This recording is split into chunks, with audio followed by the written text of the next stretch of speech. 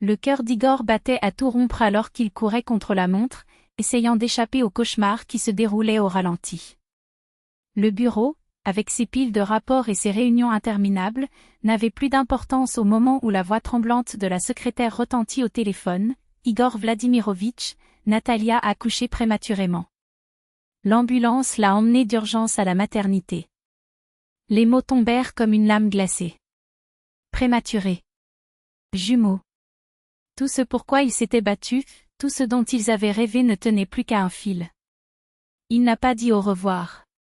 Il n'a pas regardé en arrière. Ses collègues, bouche bée devant sa fuite brutale, ne sont plus que des ombres lorsqu'il franchit la porte, le monde réduit à un seul objectif, arriver à l'hôpital avant qu'il ne soit trop tard.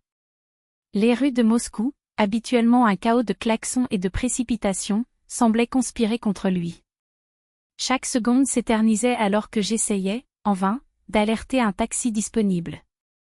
Lorsqu'une voiture s'est finalement arrêtée, Igor s'est jeté sur la banquette arrière, la voix étranglée par l'urgence. Maternité numéro 30.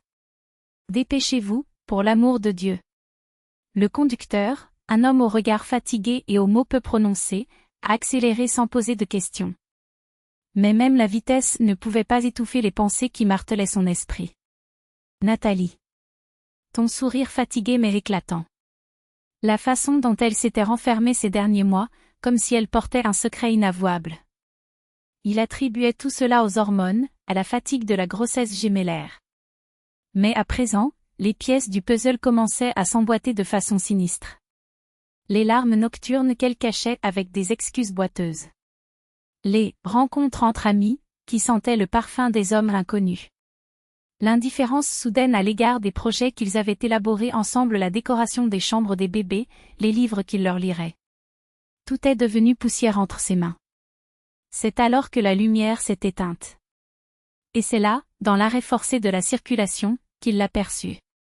Une femme âgée, drapée de châle délavé et d'une jupe longue qui semblait avoir été tissée à une autre époque. Son visage, sillonné de rides profondes, contrastait avec ses yeux, deux phares d'une clarté inquiétante, comme s'ils étaient des fenêtres sur un savoir interdit. Elle le regardait. Pas comme un étranger, mais comme quelqu'un qui le connaissait depuis des décennies. Igor essaya de détourner le regard, mais c'était impossible. Une force invisible le tenait face à ses yeux qui semblaient lire dans son âme. La vieille femme s'approcha de la voiture avec une lenteur calculée. Il se pencha vers la fenêtre ouverte, et sa voix, rauque comme des feuilles sèches, coupait l'air. Tu seras père. Mais pas deux fois, comme tu le crois. Une seule fois. Les mots tombèrent comme des pierres dans un lac immobile, semant des vagues de panique. Igor sentit son estomac se retourner. De quelle folie s'agissait-il?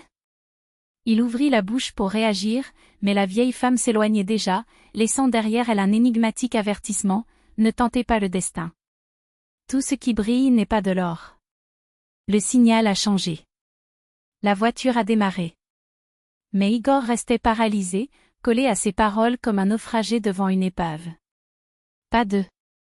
Juste une fois. Qu'est-ce que ça voulait dire? Les jumeaux, l'un d'eux pourrait-il être perdu? Oui, cette pensée le frappa comme un coup de poing, n'était-il même pas le père? Les souvenirs jaillissaient désormais de manière incontrôlable. Le message sur le téléphone portable de Natalia, échangé avec un certain Anton. Juste une ancienne collègue, avait-elle dit, mais le ton était faux, forcé. Son refus véhément lorsqu'il lui proposa, dans un moment de désespoir, un test de paternité. Tu ne me fais pas confiance? Après tout, avait-elle crié, ses yeux pétillants d'une colère qu'il n'avait jamais vue auparavant. À ce moment-là, Igor avait reculé, craignant de lui faire du mal, craignant de se faire du mal à lui-même. Après tout, il l'aimait. Ou plutôt, je voulais aimer. Et si l'amour était un faux? Et si les derniers mois n'étaient qu'un mensonge soigneusement orchestré? La voiture s'est arrêtée brusquement devant l'hôpital. Igor sauta avant même que le conducteur ne s'arrête complètement, les jambes tremblantes et la respiration difficile. Autour de lui, la vie continuait normalement. Les infirmières discutaient, les visiteurs allaient et venaient, personne n'imaginait qu'à ce moment précis, un homme était sur le point de découvrir que son monde était un château de cartes sur le point de s'effondrer. Il ferma les yeux, essayant de garder une lueur d'espoir. Mais les paroles de la vieille femme résonnaient, implacables. Elle avait vu ce qu'il avait refusé de voir. Et maintenant, debout devant les portes de la maternité, Igor a compris avec une clarté douloureuse, certaines vérités sont comme des couteaux, elles ne font mal que lorsqu'on les retire. Et le vôtre était sur le point d'être arnaqué. La solitude l'engloutit comme un abîme sans fond. Il n'y avait pas de refuge, pas de bras pour l'accueillir, pas de voix pour le réconforter. Igor était seul, non pas la solitude du silence, mais la solitude de l'homme qui découvre que le sol sous ses pieds était fait de mensonges. Chaque respiration me faisait mal. Chaque pensée était une lame. Et pourtant, il savait qu'il ne pouvait pas abandonner. Il ne pouvait pas laisser la douleur le paralyser. Il fallait qu'il se lève. J'avais besoin de suivre. Mais comment? Comment pardonner une trahison qui n'était pas seulement une cicatrice, mais une plaie ouverte, suppurant du poison à chaque battement de cœur? Comment oublier les nuits où l'on croyait construire un avenir, alors qu'en réalité on n'était qu'une marionnette dans un théâtre d'ombre? Et les enfants, ces deux pères Dieu innocents, ces petites mains qui s'accrochaient à ses doigts avec une confiance qu'ils n'avaient plus en rien. Comment peut-on les regarder sans voir le fantôme d'un autre homme? Comment peux-tu les aimer sachant qu'ils n'étaient pas les tiens? Les questions le dévoraient, le rongeaient les entrailles comme des rats affamés. Il n'y avait pas de réponse. Il n'y avait pas de paix. Juste un avenir incertain, sombre comme la nuit qui s'étendait devant lui. L'odeur de l'hôpital était d'une ironie cruelle, antiseptique et douce, comme si l'espoir pouvait être stérilisé. Igor souriait machinalement au médecin, saluait les proches de Natalia avec une courtoisie qu'il ne ressentait plus, tenait dans ses bras ses deux paquets bleus, ses enfants. Où le ferait-il? Le doute, qu'il avait tenté de noyer dans le déni, hurlait désormais à ses oreilles, faisant écho aux paroles de la vieille femme comme un présage. Tu seras père, mais pas 2 fois comme tu le crois, mais pas du tout. Il essayait de se convaincre que c'était une folie, un hasard macabre, une coïncidence du sort. Mais plus il regardait Natalia, son visage pâle, ses yeux qui s'éloignaient des siens, plus le sentiment de mensonge l'étouffait. Elle ressemblait à une étrangère. Une actrice dans un rôle dont il ignorait qu'il s'agissait d'un acte. Les journées s'éternisaient dans un flou de biberons, de couches et de nuits blanches. Igor s'est efforcé d'aider, d'être l'homme qu'il a toujours été, présent, prudent, aimant. Mais à l'intérieur de lui, un mur de glace grandissait, épais et impitoyable. Chaque geste était un mensonge. Chaque sourire, un masque. Jusqu'à l'arrivée de l'enveloppe. Blanc. Commun. Aucun expéditeur. Trouvé par hasard parmi les comptes et les publicités, en revenant du marché avec du lait maternisé. Son cœur s'est arrêté avant même qu'il ne l'ouvre. Quelque chose n'allait pas. À l'intérieur, des photographies. Natalia et un autre homme. Anton, l'ancien collègue, celui avec qui elle avait collaboré sur un projet il y a des années. Câlin.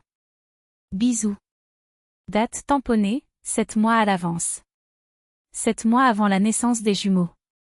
Le sol s'ouvrait sous ses pieds. Igor se laissa tomber dans le fauteuil, les photos tremblant dans ses mains comme des feuilles au vent. Ce n'étaient pas des accusations, c'étaient des preuves. Et, comme si l'univers voulait l'écraser une fois pour toutes, il y avait plus, des copies de rapports ADN.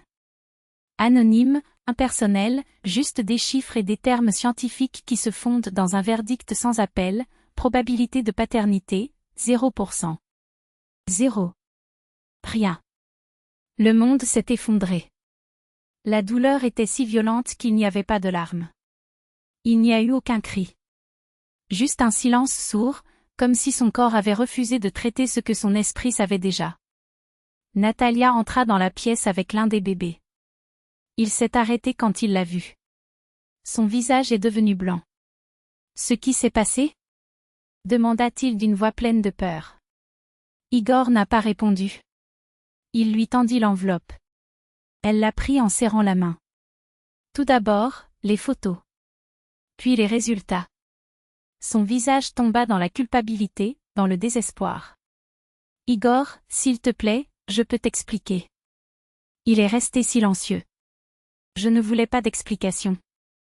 Quelle explication pourrait justifier cela? C'était une erreur, balbutie-t-elle. Une seule fois. J'étais ivre. J'avais peur de te perdre. Je pensais que je pourrais oublier. Je pensais que tu ne le saurais jamais. Oublier? Sa voix était rauque, étrange, comme si elle appartenait à un autre homme. Pensais-tu que j'oublierais que j'ai élevé des enfants qui n'étaient pas les miens? Que j'oublierais que tu m'as trahi, que tu as menti, que tu as tout détruit? Natalia a pleuré. Pardonnez-moi. Je sais que je suis horrible. Je sais que je mérite d'être punie. Mais s'il vous plaît, ne partez pas. Ne nous abandonnez pas. Elle lui tenait le bras, les yeux inondés de larmes, le bébé gémissant contre sa poitrine. Igor la regarda. Pour ce visage qui avait autrefois été son refuge. Pour l'enfant qui, dans un autre univers, aurait été le vôtre. Il a vu la peur. Il a vu du regret. Mais il n'a pas vu la femme qu'il aimait. Vous n'avez pas vu la vérité. Je le ferai, dit-il, sa voix aussi ferme que l'acier trempé. Je ne peux pas rester. Je ne peux pas vivre dans ce mensonge. Elle se jeta contre lui, désespérée. Non, Igor. S'il vous plaît. Nous pouvons réparer ça. Nous pouvons recommencer.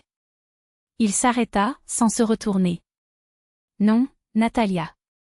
Il n'y a pas de solution. Il n'y a pas de début. C'est fini. Et je suis partie. Elle a laissé les sanglots derrière elle, le bébé dans ses bras, la maison qui n'était plus sa maison. Il sortit dans la nuit, dans le vide, dans l'inconnu. Il a abandonné tout ce qu'il appelait autrefois la vie, l'amour, les rêves, les promesses. Il marchait dans les rues sans but, ses pieds bougeant par instinct, tandis que son âme saignait. J'ai été trahi. J'étais habitué. J'étais un imbécile. Je ne savais pas ce qui allait suivre. Je ne savais pas comment procéder. Il ne savait qu'une chose, il ne pouvait pas rester là où il l'avait trompé. Mais ensuite il s'en souvint. Des petits corps enveloppés dans des couvertures bleues. Des petites mains qui se refermaient autour de ses doigts. Des petits yeux qui le regardaient avec une confiance qu'il ne méritait pas, mais qu'il lui accordait sans rien demander en retour. Ce n'est pas de leur faute, pensa-t-il alors que la douleur le déchirait. Ils n'ont pas demandé à naître comme ça. Et même s'ils n'étaient pas de son sang, ils avaient besoin de lui.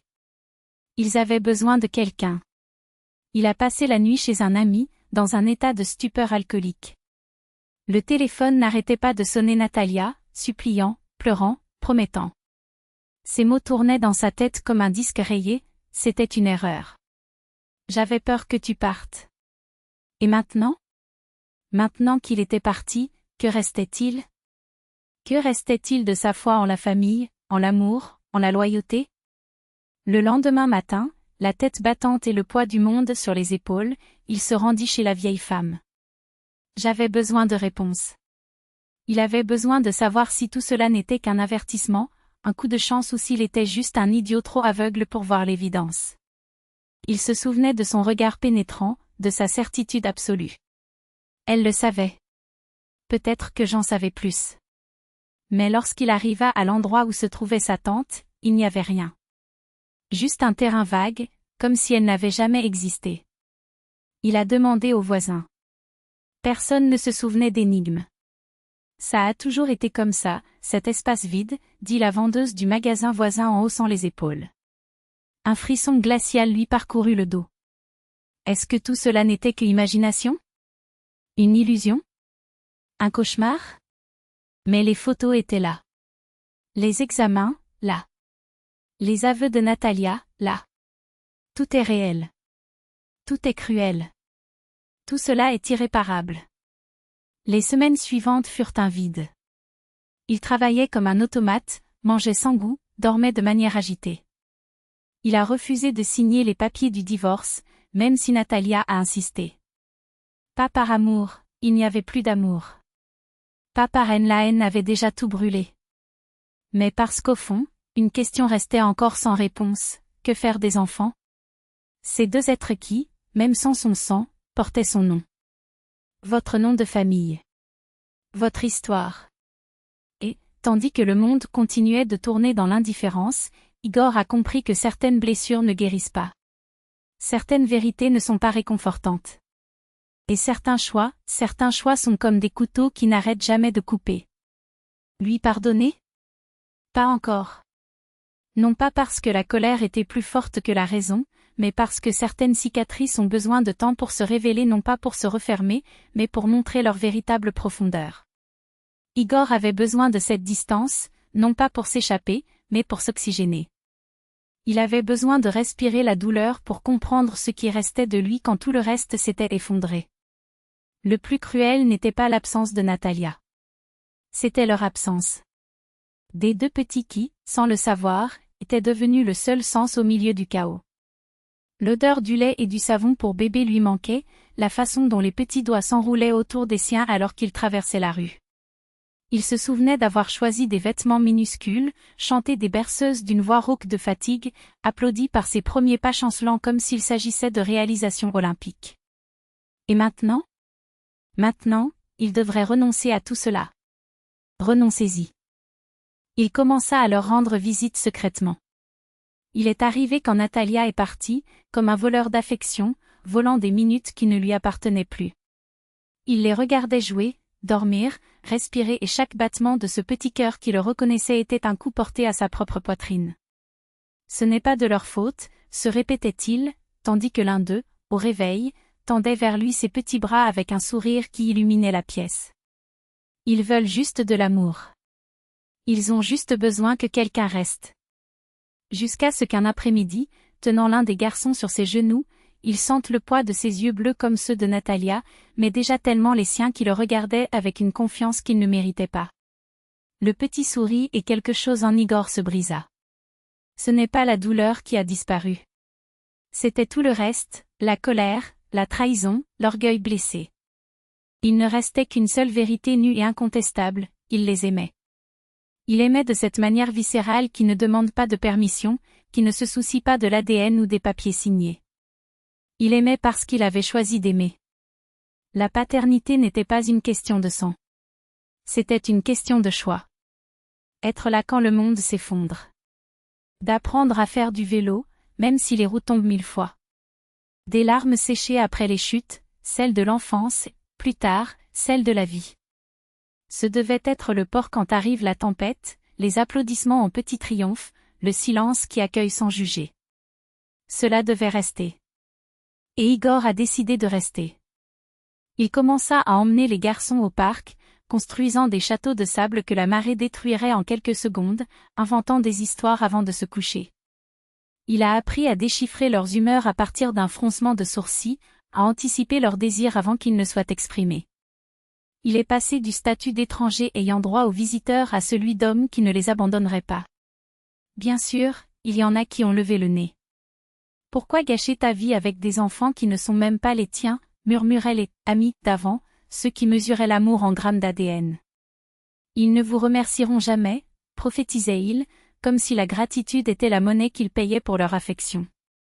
Mais Igor n'a pas écouté. Il a vu les garçons grandir, les rires devenir plus forts, les câlins plus serrés. J'ai vu l'étincelle dans ses yeux quand il est arrivé son étincelle, qui n'a été empruntée à personne. Et c'était suffisant.